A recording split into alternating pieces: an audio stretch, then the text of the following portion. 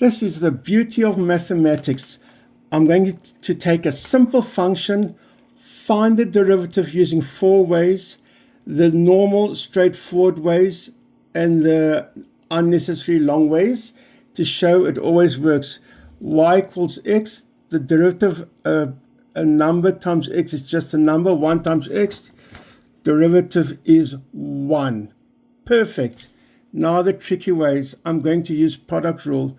Instead of x, I'm going to write it as x to the third times x to the 2/3. Rules of algebra say you add the exponent, so that's the same as saying x to the 1.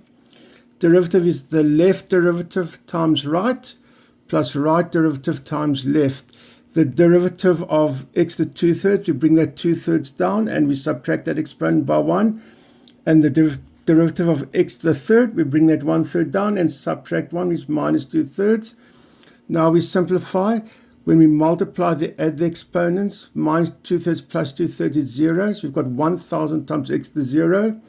2/3 times x to the 0. X to the 0 is 1. 1/3 plus 2/3 is 1.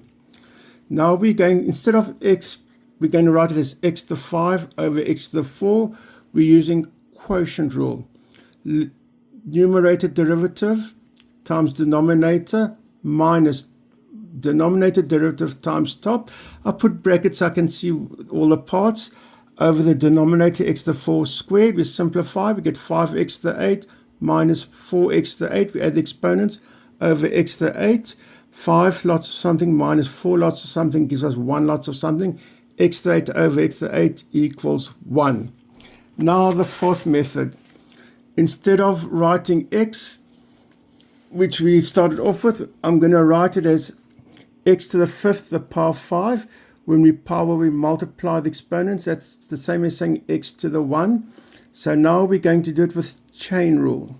Okay, because this is the same as saying x. We have function to the 5. 5 times that function to the 4 times that function's derivative. 1/5 times x to the minus 4/5. I like to put a bracket so I can see they're separate terms.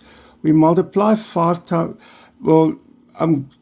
when we power, we multiply the exponents. 1/5 times 4 is 5x to the 4/5. And I simply rewrote the second function here. 5 times the 5th is 1. We add the exponents. 4/5 minus 4/5 is 0. We're left with 1x to the 0. Simplifies to 1. We did the derivative using 4 different methods. Needless to say, the first method is by far the simplest, but it beautifully shows you keep to the rules.